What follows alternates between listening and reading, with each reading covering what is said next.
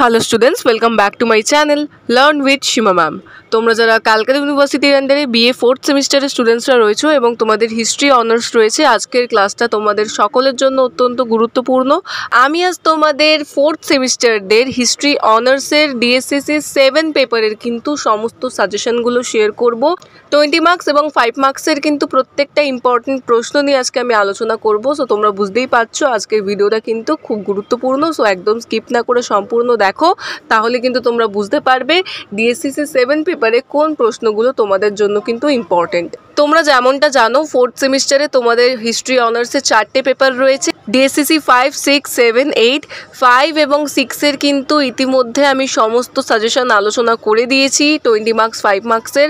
যারা এখনও দেখোনি সেই ভিডিও, আমি কিন্তু এই ভিডিও ডেসক্রিপশনে লিঙ্ক দিয়ে রাখছি, তোমরা অবশ্যই চেক করে নিও।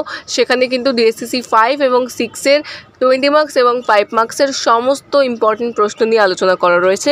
আজ আমি তোমাদেরকে ডিএসসিসি 7 পেপারের সাজেশনগুলো শেয়ার করব। সাজেশন শুরু করার পূর্বে তোমাদের বলে রাখি, আমি কিন্তু হিস্ট্রি অনার্সদের অনলাইন কোচিং ক্লাসেস করিয়ে থাকি।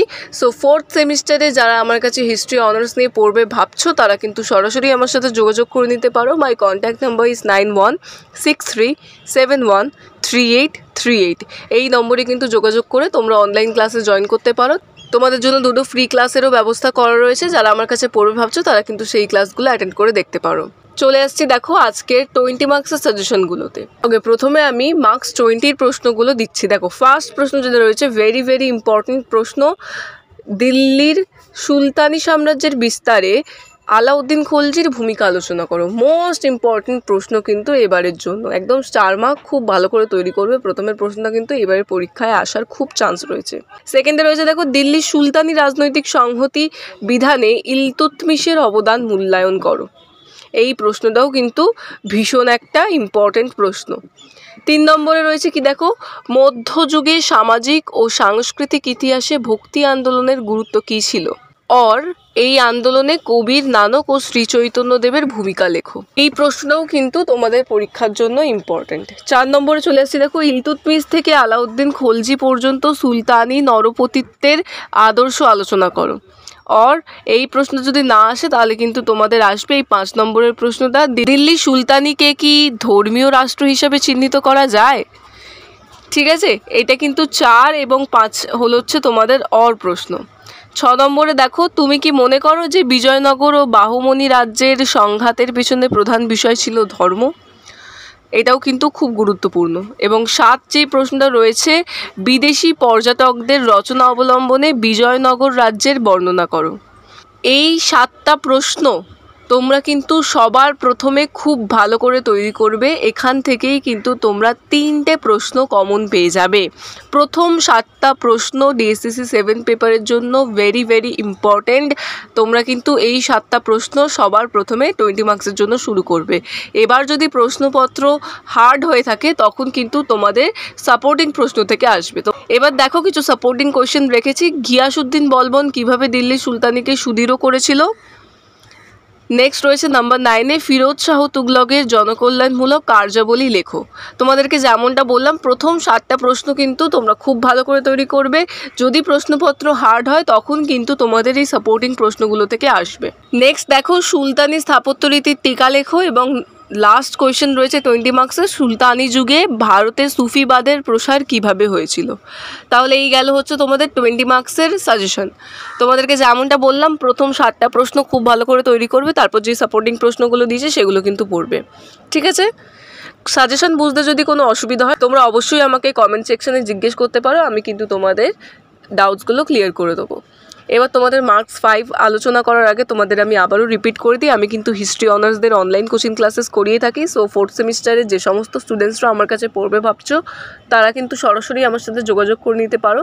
আমার কন্ট্যাক্ট নম্বর তোমরা স্ক্রিনে দেখতে পাচ্ছ, এই নম্বরে যোগাযোগ করে কিন্তু তোমরা ক্লাসে জয়েন করতে পারো। আমি চেষ্টা করি তোমাদের অনলাইন ক্লাসগুলোকে অফলাইন ক্লাসের মতো করেই করানোর।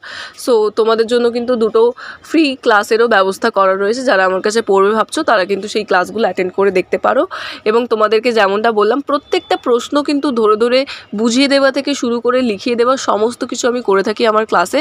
যারা এতদিন আমার কাছে পড়েছো তারা তো জানোই, এবং যারা নতুন করে জয়েন করবে ভাবছো তারা কিন্তু অবশ্যই এই নম্বরে যোগাযোগ করে বাকি ডিটেলসগুলো জেনে নিয়ে ক্লাসে জয়েন করতে পারো।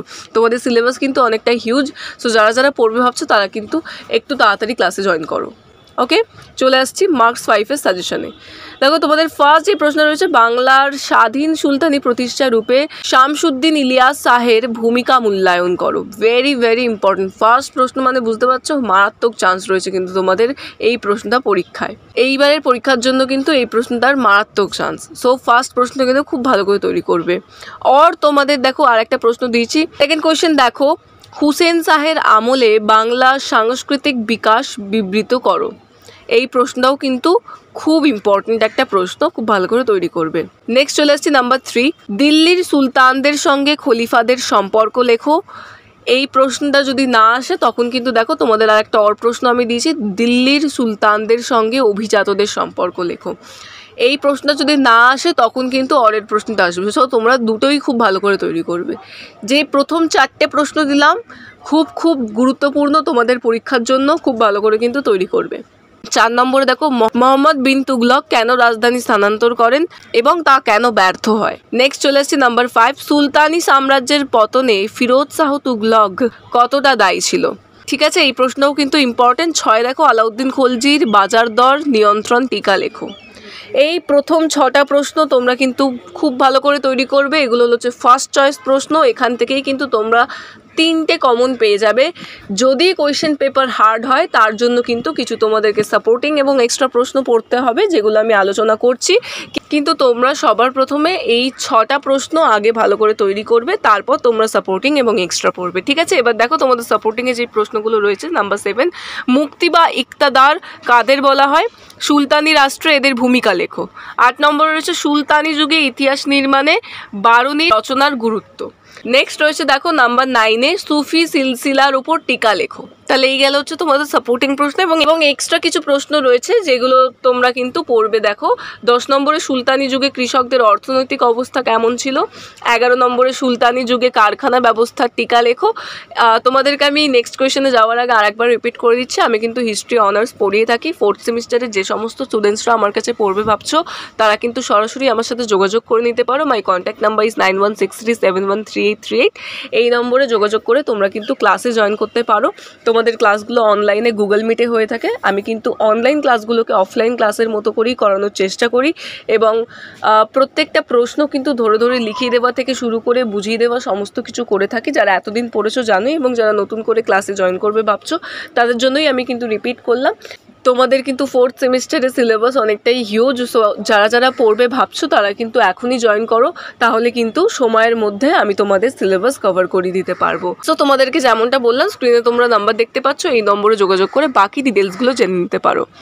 দেখো তোমাদের আরও যে সমস্ত পেপারসগুলো রয়েছে, অর্থাৎ ডিএসসিসি 5, 6 এবং 8, 7-এর তো এটা সাজেশন ভিডিও।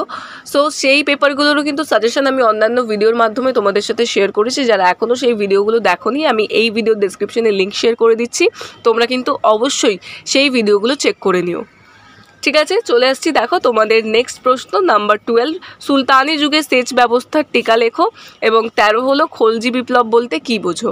তাহলে এই গেল হচ্ছে তোমাদের ডিএসসিসি 7 পেপারের কিন্তু 20 মার্কস এবং 5 মার্কসের ফুল সাজেশন বুঝতে অসুবিধা হলে অবশ্যই তোমরা আমাকে জিজ্ঞেস করো কমেন্ট সেকশনে, আমি কিন্তু তোমাদের ডাউটগুলো ক্লিয়ার করে দেবো।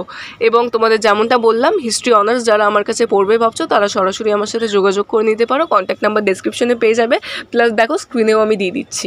এই নম্বরে যোগাযোগ করে তোমরা কিন্তু ক্লাসে জয়েন করতে পারো। সো আজকের ক্লাস এতটাই ছিল, দেখা হচ্ছে পরবর্তী ভিডিওতে। এরকম আরও ভিডিও পাওয়ার জন্য অতি অবশ্যই আমার চ্যানেলটিকে সাবস্ক্রাইব করে দিও, এবং ভিডিও ভালো লেগে থাকলে অবশ্যই লাইক করে দিও। Thank you so much.